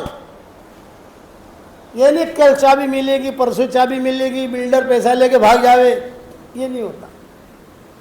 20 مرتبہ پڑھو 2 محل تیار، 30 مرتبہ پڑھو 3 محل تیار۔ تو آج کل میں ہمارے ساتھیوں سے کہتا ہوں بھی 313 مرتبہ سورہ اخلاص پڑھنے کی عادت ڈال دو تو روزانہ انشاءاللہ جنت میں 31 بنگلے تیار ہو جائیں گے انشاءاللہ۔ تو روزانہ جنت میں پراپرٹی بناؤ گے انشاءاللہ بھائی؟ تو روزانہ 31 بنگلے بناؤ گے انشاءاللہ۔ اور ایک بات آپ کو خوشخبری کی یہ سناؤں کہ روزانہ 31 بنگلے جنت میں تیار ہوں گے انشاءاللہ، اور انشاءاللہ کوئی انکم ٹیکس والا آپ کو فون بھی نہیں کرے گا۔ بھئی دنیا میں اگر 2 بنگلے آپ نے بنا لیے تو انکم ٹیکس والے آتے نہیں آتے، حساب کتاب دو، یہ پیسے کہاں سے لائے تم؟ وہاں ایسا نہیں ہے، اور وہ بنگلے پکے ہوں گے۔ میں ایک بات کہتا ہوں، مالوڑ میں تو ہم نے پراپرٹی بنا دی، باڈولی میں پراپرٹی بنا دی، سب جگہ قرب و جوار کی جو بستیاں ہیں سب جگہ زمینیں خرید لی، یہ کر لیا وہ کر لیا. اب کہتا ہوں جنت میں پراپرٹی بناؤ، اور اس سے آسان طریقہ کوئی نہیں ہے کہ 313 مرتبہ سورہ اخلاص 24 گھنٹے میں پڑھو. اور آسان طریقہ سمجھاتا ہوں، فجر کی نماز کے بعد 65 مرتبہ پڑھ لو، ظہر کی نماز کے بعد 62 مرتبہ پڑھ لو، عصر کی نماز کے بعد 62 مرتبہ پڑھ لو، مغرب کی نماز کے بعد 62 مرتبہ پڑھ لو، عشاء کی نماز کے بعد 62 مرتبہ پڑھ لو. یہ 313 ہو گیا. کتنا آسان ہے کہ آدمی اور بوجھ بھی نہیں پڑے. اچھا ایسا نہیں پڑھ سکتے آپ، کار چلاتے چلاتے پڑھو، موٹر سائیکل چلاتے چلاتے پڑھو. آپ کی جو فرشی حوریں ہیں یہ جو ہے کھانا پکاتے پکاتے پڑھیں، ہے نا بھائی؟ ارے فرشی حوریں سمجھتے ہو نا بھائی، وہ تو عرشی حوریں ہیں، یہ ہماری فرشی حوریں ہیں دنیا میں جو ہے. ان سے کہو روٹی بناتے بناتے پڑھو، لسی بناتے بناتے پڑھو، چائے بناتے بناتے پڑھو. 24 گھنٹے میں پورا کرنا ہے. اور رات کو اگر نیند نہ آوے نا، جیسے بعد میں ہوتا ہے رات کو نیند نہیں آتی تو آدمی یوٹیوب دیکھتا ہے اور دنیا بھر کے اعلیٰ بالا دیکھتا ہے. میں کہتا ہوں بھائی یوٹیوب والے کا دھندا کیوں کراتا ہے تو، اس کا فائدہ کیوں کرتا ہے تو؟ نیند نہ آوے جنت میں بنگلے بناتے بناتے سو جاؤ، سورہ اخلاص پڑھتے پڑھتے سو جاؤ تو انشاءاللہ نیند بھی آ جائے گی اور بنگلے پھریں گے اور وہ بنگلے ملیں گے. ایک ہماری ڈاکٹرنی ہے وہاں شکاگو میں، اس نے کہا حضرت جی جب سے میں نے سنا ہے سورہ اخلاص کا وظیفہ، الحمدللہ میں نے 10 لاکھ مرتبہ سورہ اخلاص پڑھا. 5 لاکھ میں نے آپ کو ہدیہ دے دیا، 5 لاکھ میں نے میرے لیے رکھا. لیکن ابو جی اتنا بتاؤ بنگلے ملیں گے؟ میں نے کہا ڈاکٹر صاحب خدا کی قسم کھا کے کہتا ہوں بنگلے ضرور ملیں گے، کیونکہ حضور صلی اللہ علیہ وسلم نے کہا ہے، حضرت عمر کو کہا ہے، عمر 10 مرتبہ سورہ اخلاص پڑھ، جنت میں اللہ تعالیٰ تیرے لیے محل بنائے گا.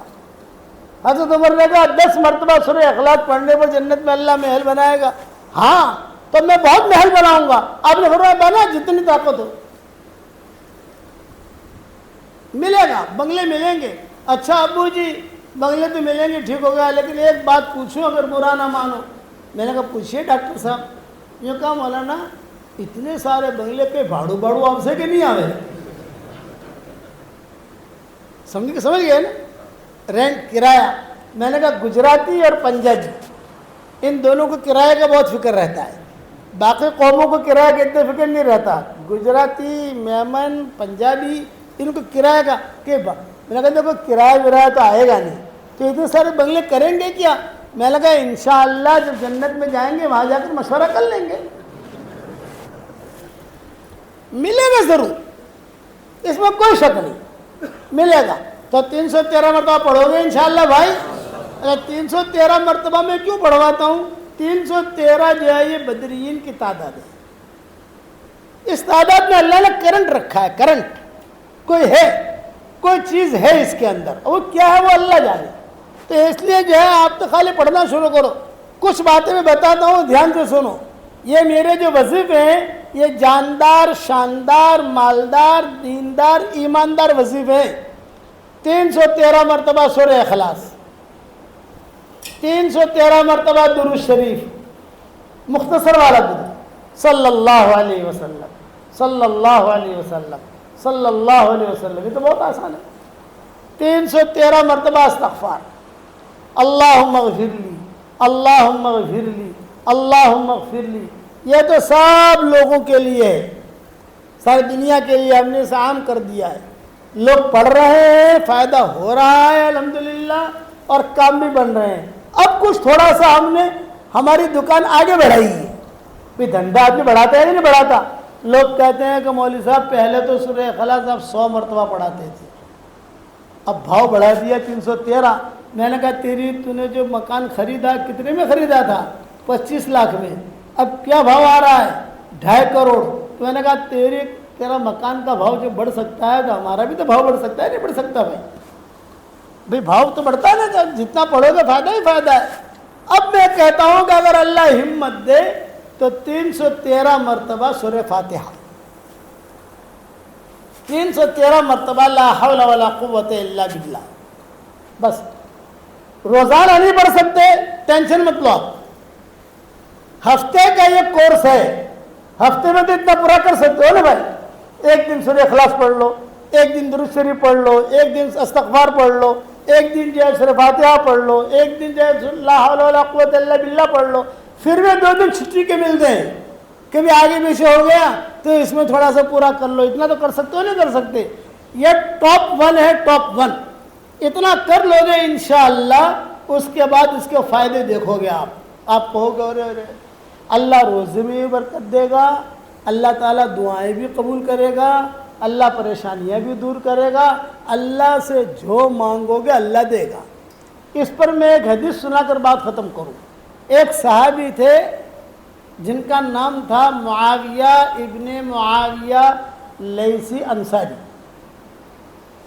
یہ تبوک جا نہیں سکے، بہت بیمار تھے، مدینہ منورہ میں تھے، بھائی انتقال ہو گیا ان کا، اور حضور صلی اللہ علیہ وسلم تبوک میں تھے، سارا قافلہ تبوک میں تھا، تو حضرت جبریل آئے تبوک، کہا حضرت معاویہ ابن معاویہ لیثی انصاری کا انتقال ہوا ہے تو کیا کریں، غسل وغیرہ کفن وغیرہ وہی دے دیں، وہی جنازہ پڑھ لیں، وہی دفن کر دیں مدینہ میں، یا ان کی لاش یہاں لائیں؟ آپ نے فرمایا نہیں، ان کی لاش یہاں لاؤ، دیکھو یہ عزت مل رہی ہے، فرشتے آسمانوں سے آ رہے ہیں، نبی سے اجازت لے رہے ہیں، فرشتے واپس جا رہے ہیں مدینہ، اور ان کی لاش کو اٹھا کر تبوک لا رہے ہیں۔ تبوک میں حضور صلی اللہ علیہ وسلم نے جنازے کی نماز پڑھی، پھر حضرت جبریل نے پوچھا، خالی حضور نے اکیلے نے نہیں پڑھی، سارے صحابہ نے پڑھی، یہ صحابی تھے وہ سب قافلے میں جو ساتھ تھے۔ پھر حضرت جبریل نے پوچھا کہ حضرت یہاں تبوک میں دفن کر دیں یا بقیع لے جائیں؟ آپ نے فرمایا نہیں، بقیع لے جاؤ۔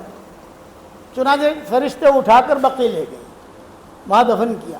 لیکن جب ان کا جنازہ اٹھا رہے تھے حضرت جبریل وغیرہ، تو حضور نے پوچھا جبریل جبریل جبریل جبریل، بلایا قریب، یہ فرمایا ابھی آدمی مرتا ہے وہی دفن ہو جاتا ہے، اس کو اتنی عزت کیسے ملی؟ مدینہ منورہ سے تبوک 600-650 کلومیٹر ہے، 700 کلومیٹر، اب تو راستے لمبے بنا دیے ہیں ان لوگوں نے، 700 کلومیٹر بھی ہو جاتا ہے کبھی کبھی۔ تو یہ جو ہے اس کو یعنی میں نے جنازہ منگوایا، تم لے گئے، میں نے جنازے کی نماز پڑھی، اتنی عزت کیوں ملی؟ تو حضرت جبریل نے کیا کہا معلوم؟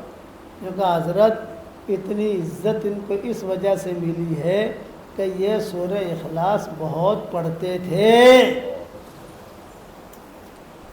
آپ بھی پڑھو گے نا انشاءاللہ، بغیر گنے پڑھو تو اور اچھا ہے، گنو ہی مت۔ آپ نے گڑمن سے تسبیح پکڑنی ہے ہی نہیں، چلتے چلتے پڑھتے جانے کا۔ ہمارے چھوٹے چھوٹے بچے ہیں نا، گھر سے جاتے ہیں مدرسے میں، مدرسے سے آتے گھر پر، یہ کہ دادا ابا جاتے ہوئے ہم نے 2 بنگلے بنا دیے اور آتے ہوئے 2 بنگلے بنا دیے جنت میں۔ سمجھ گئے؟ جاتے ہوئے سورہ اخلاص پڑھتے پڑھتے گئے، سورہ اخلاص پڑھتے پڑھتے آئے۔ ایک حدیث اور سن لو، ابو ذر غفاری بیٹھے ہوئے حضور صلی اللہ علیہ وسلم کے پاس، حضرت جبریل آئے اور حضرت جبریل نے کہا اہذا ابا ذر یا رسول اللہ، کیا یہ ابو ذر ہے؟ تو حضور نے فرمایا ہاں ابو ذر، لیکن تم کیسے پہچانتے ہو ان کو؟ فرمایا جی حضرت مدینہ والے نہیں جانتے، آسمان والے بہت جانتے ہیں، ان کو دھمال ہے آسمانوں میں۔ کہ کیوں؟ یہ سورہ اخلاص بہت پڑھتا ہے۔ تو والو پڑھو گے انشاءاللہ، بالڑ چمکنا چاہیے آسمانوں پر انشاءاللہ۔ اور میں ایک ہدیہ دو گے مجھے بھائی، یہ ڈھیلا پڑ گیا آپ، میں چندہ نہیں مانگوں گا لیکن ہدیہ مانگوں گا، دو گے میرے بھائی؟ سب سے پہلا ہدیہ تو آپ سے میں یہ مانگتا ہوں کہ میرے لیے دعا کرنا، یہ میرے لیے بہت بڑا ہدیہ ہے۔ دوسرا میری ایک خواہش ہے، میری ایک تمنا ہے، پوری کرو گے انشاءاللہ بھائی؟ میں ایسا دن دیکھنا چاہتا ہوں اپنے مرنے سے پہلے کہ بالوڑ کے اندر کوئی مرد اور عورت بے نمازی نہ رہے۔ تو کوشش تو آپ لوگ کرو گے، آپ لوگ کوشش کرو، کوئی مرد کوئی عورت بے نمازی نہ رہے۔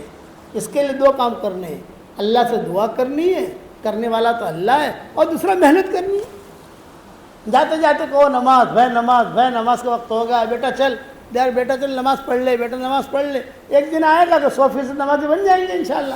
کرو گے انشاءاللہ بھائی؟ اب یہ سورہ اخلاص والا وظیفہ کرو گے، سورہ فاتحہ والا؟ جتنی دعائیں قرآن حدیث میں آئی ہیں سب سے زیادہ اہم دعا جو ہے وہ سورہ فاتحہ میں۔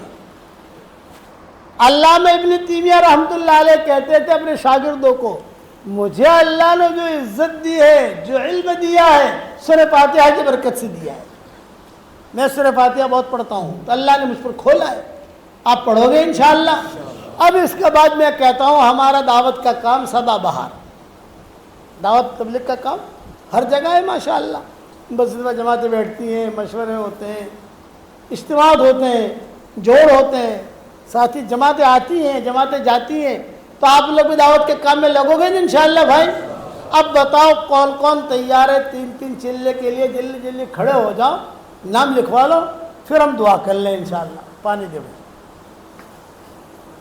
بتاؤ کون کون تیار ہے؟ بھائی کا کیا نام؟ بھائی لکھو لکھو، نام لکھو بھائی، نام لکھو، ہمارے جو ذمہ دار ساتھی ہو نام لکھو۔ واہ واہ، والوڑ تو آگے نکلا ماشاءاللہ، دیکھو 3 یہ کھڑے ہو گئے، 4 5 6 7 8، واہ۔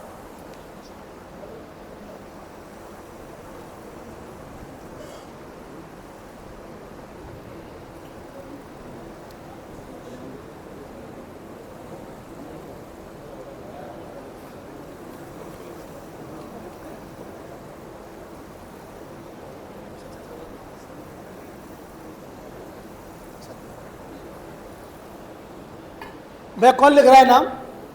ہاں ماشاء اللہ، 3 چلے والے بھائی، ہاں ہمارا بھاؤ مت بگڑنا بھائی، ہم چاہتے ہیں کہ زیادہ سے زیادہ 3 چلے کی جماعتیں نکلیں۔ پھر چلہ بھی ہے، وہ بھی ہے، لیکن 3 چلے کی عادت ڈالو۔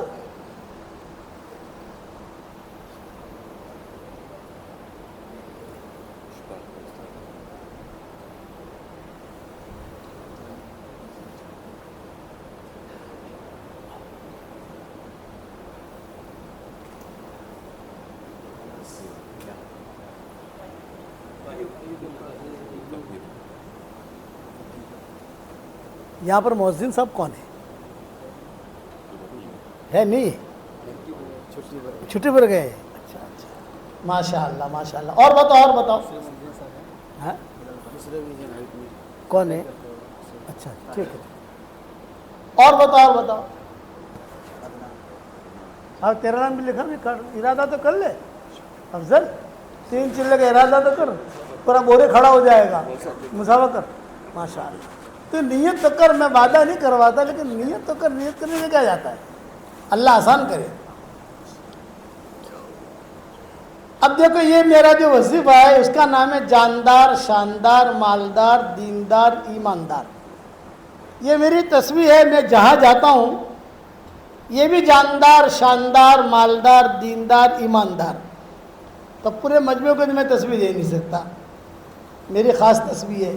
میں جہاں جاتا ہوں وہاں میری عادت یہ ہے کہ امام صاحب کو دیتا ہوں اور مؤذن صاحب کو دیتا ہوں، ایک بات۔ دوسرا، جہاں میں ٹھہرتا ہوں جن کے مکان میں، وہ میرے میزبان ہیں، میں ہمیشہ ایک دعا کرتا ہوں، اے اللہ اب تو نے میرے شاگرد دنیا میں بہت بڑھا دیے، ہر جگہ میں جا نہیں سکتا، تو اللہ تیرا جو بندہ بندی تجھے پسند ہو اور بہت زیادہ پسند ہو اس کے گھر میں مجھے لے جا اور اس کا کھانا کھلا۔ تو وہاں جب جاتا ہوں تو وہاں میاں بیوی کو دے دیتا ہوں ایک ایک تصویر۔ تو میں نے ہمارے جہاں ٹھہرے ہیں مناج بھائی ہیں، کون مجھے نام یاد رہا نہیں، ان کو میں نے دے دی، ان کی بیوی کو دے دی، یہ ہمارے امام صاحب کو بھی دے دی، اور یہ مؤذن صاحب کی ہے، یہ میری طرف سے دے دینا ان کو، اور کہنا اس پر سورہ اخلاص پڑھتے رہو۔ نوٹیں بہت لگے گی، فکر مت کرنا انشاءاللہ۔ والوڑ والوں کو پیسوں کی بہت ضرورت ہے، نوٹیں بہت چاہیے ان کو، تو حلال مال بھی ملے گا انشاءاللہ، لیکن پڑھتے رہنا، پڑھو گے انشاءاللہ۔ اچھا سارا مجمع ایک نیت کرے کہ انشاءاللہ اللہ کے سارے احکامات کو پورا کریں گے، کہو انشاءاللہ، اور دعوت کے کام میں اخلاص کے ساتھ لگیں گے، گھومنے پھرنے کے لیے نہیں۔ اللہ کا حکم ہے، جیسے ہمارے بڑے کہیں، جیسا وقت لگانے کا کہیں، وقت گزارنے کا کہیں، ویسا کریں گے، کرو گے انشاءاللہ۔ اب دعا کر لو۔ اللہم لک الحمد کما انت اہلہ فصل وسلم علی سیدنا محمد کما انت اہلہ وفعل بنا ما انت اہلہ فإنک اہل التقوی واہل المغفرہ۔ اے اللہ ہمارے گناہوں کو معاف فرما، اے اللہ ہماری خطاؤں سے درگزر فرما، اے اللہ پورے والوں کو قبول فرما، ان کے محبت کے کرنے کو قبول فرما، ان کے جڑنے کو قبول فرما، ان کے مردوں کو قبول فرما، ان کی عورتوں کو قبول فرما، ان کے چھوٹوں کو قبول فرما، ان کے بڑوں کو قبول فرما۔ اے اللہ والوں کے ایک ایک اینٹ کو قبول فرما، ایک ایک ذرے کو قبول فرما، تیرے دین کے لیے ان بستیوں کو قبول فرما، قرب و جوار کی جو بستیاں ان کو بھی تو قبول فرما، جہاں جہاں سے لوگ آئے ہیں ان کو بھی قبول فرما۔ اے اللہ میری تشکیل پر جو روزانہ 313 مرتبہ سورہ اخلاص پڑھے، 313 مرتبہ درود شریف پڑھے، 313 مرتبہ استغفار پڑھے، 313 مرتبہ سورہ فاتحہ پڑھے اور 313 مرتبہ لا حول ولا قوت الا باللہ پڑھے، اے اللہ اس کی ساری دعاؤں کو قبول فرما، اس کی پریشانیوں کو دور فرما، اس کی ساری حاجتوں کا تو غیب سے تکفل فرما۔ اے اللہ جس کرم سے آپ نے ہمیں اس مسجد میں جمع کیا ہے، تیرے اسی کرم سے جنت الفردوس میں تو ہم سب کو جمع فرما دے اور ہماری قیامت تک کے آنے والی نسلوں کو تو قبول فرما لے۔ جو مائیں بہنیں شریک ہوئے ان کو بھی قبول فرما، بھائی شریک ہوئے ان کو بھی قبول فرما۔ اس امت کے لیے حلال بستروں کا انتظام فرما، حرام بستروں سے اس امت کو نجات دے دے۔ اس والڑ میں آنے کو قبول فرما، یہاں رات رہنے کو قبول فرما، یہاں کی دعاؤں کو قبول فرما، یہاں کے پروگرام کو قبول فرما، اور اے اللہ یہاں سے رخصت ہونے کو قبول فرما۔ ہماری دعاؤں میں ان کا حصہ عطا فرما، ان کی دعاؤں میں ہمارا حصہ عطا فرما۔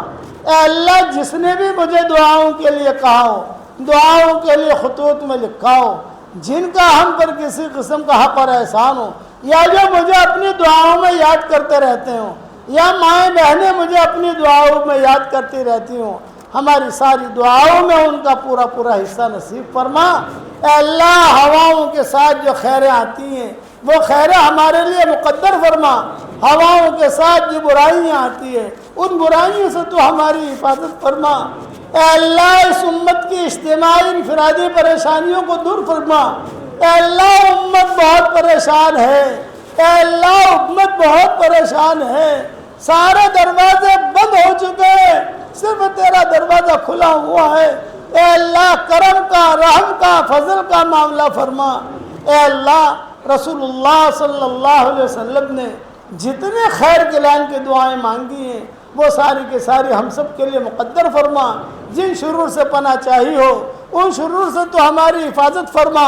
اے اللہ اتنا بڑا مجمع آمین کہہ رہا ہے، یہ مجمع جو آمین کہنے والا ہے، اے اللہ کسی کے باپ کا انتقال ہو چکا ہے، کسی کی ماں کا انتقال ہو چکا ہے، کسی کی ماں اور باپ دونوں کا انتقال ہو چکا ہے، وہ قبروں میں انتظار میں ہے کہ کوئی ہمارے لیے بھی دعا کرتا ہے کہ نہیں کرتا۔ اے اللہ ہمارے ماں باپ کی مغفرت فرما، ہمارے ماں باپ کی مغفرت فرما، ہمارے ماں باپ کی مغفرت فرما، ان کی ہڈی ہڈی کو جنت نصیب فرما، ان کی ہڈی ہڈی کو جنت نصیب فرما، اور جو ماں باپ زندہ ہوں ان کی قدر کرنے کی توفیق عطا فرما۔ اے اللہ تیرے دین کی خاطر دنیا بھر میں جہاں جہاں جانے میں خیر ہو عافیت کے ساتھ تو ہمیں لے جا، اور جہاں جانے میں شر ہو تو ہماری حفاظت فرما۔ اے اللہ جن کے لڑکیوں اور لڑکیاں شادی کے لائق ہوں، غیر شادی شدہ ہوں، بہترین جوڑوں کا ان کے لیے انتظام فرما۔ جو بے اولاد ہوں نیک صالح اولاد انہیں نصیب فرما، جن کے اولاد طیب کے نافرمان ہیں ان کے نافرمان اولاد کو فرما بردار بنا دے۔ اے اللہ میری اس دعا پر دنیا بھر میں جہاں کہیں آمین کہی جائے ان کی بھی جائز مرادوں کو پوری فرما، اور اپنے فضل و کرم سے ہماری دعاؤں کو قبول فرما۔ وصلی اللہ تعالی علی خیر۔